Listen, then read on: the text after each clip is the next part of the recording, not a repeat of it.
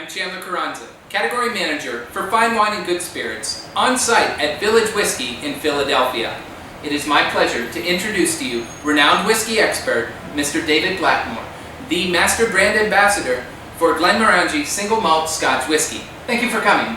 Thanks, Chandler. It's great to be here, and of course thanks to Fine Wine and Good Spirits and the fabulous Village Whiskey for having me. It's really our pleasure and honor to have you here, the 2013 Whiskey Ambassador of the Year and a true Scotsman. Absolutely. No, I love my job, that's for sure. Well,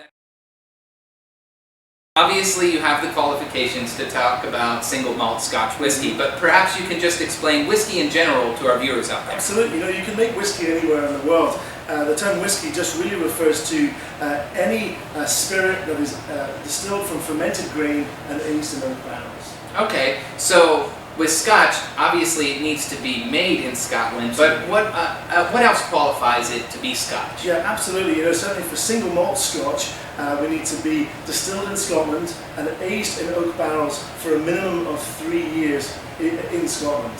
Okay, so we're saying single malt Scotch whiskey, but there's also another Scotch out there, blended. What differentiates the two? Well, blended Scotch is actually accounts for the majority of sales of Scotch whisky around the world, and that simply puts combining single malts from various different single distilleries along with grain whisky made from grains other than malted barley. Okay, so what kind of factors may play into the production of Scotch whisky, particularly single malt Scotch whisky? Yes. You can maybe use Glenmorangie as an example here. Absolutely. You know, really for Glenmorangie, there are three things that we think maybe define our style.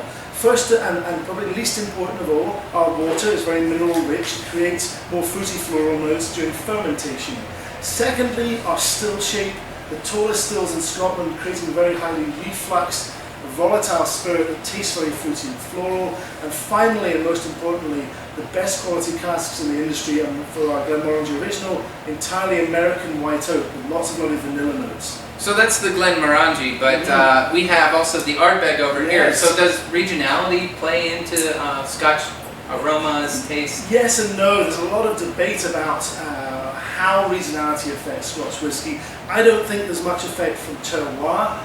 You know, the idea that the water rolling off one hillside in Scotland creates a vastly different single malt from the water coming off a different hillside. I don't really go with that. I'd say it's more about the availability of coal in the main part of Scotland, because the railroads came up during the Industrial Revolution and all those distilleries changed over from using peat and lost their smokiness.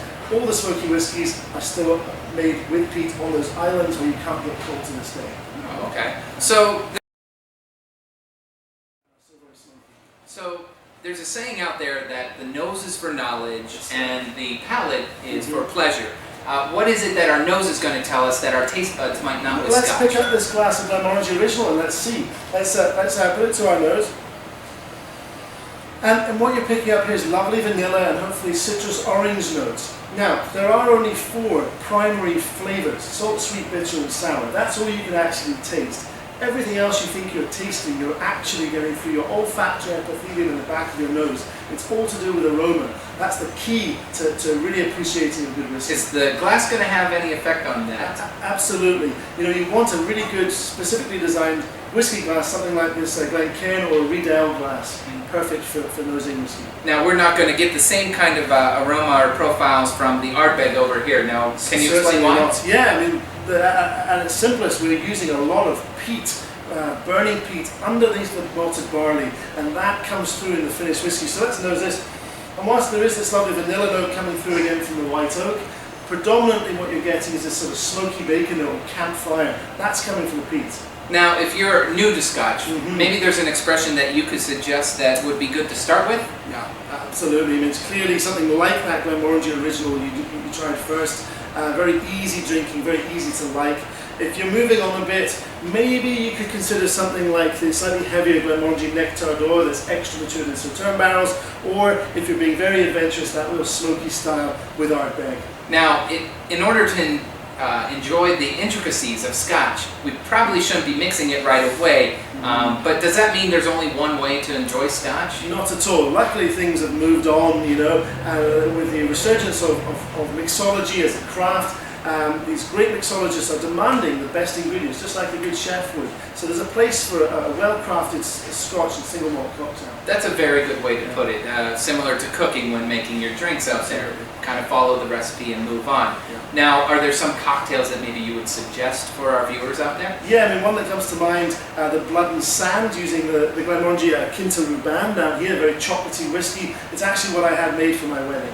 Well, hey, then I guess it can't be too bad since it was good for all of your guests out there. Absolutely. No, it's an example of how a single malt can really work very well in a cocktail. Well, thank you very much for coming in, opening our eyes, our noses, and even our palates to the world of Scotch. Congratulations once again on your accolades. Thank you. Thank you for coming in to Fine Wine and Good Spirits. And Village Whiskey, thank you once again for allowing us to use your facilities. Great. Yeah, thank you. Hey, cheers. Cheers, absolutely. Slange.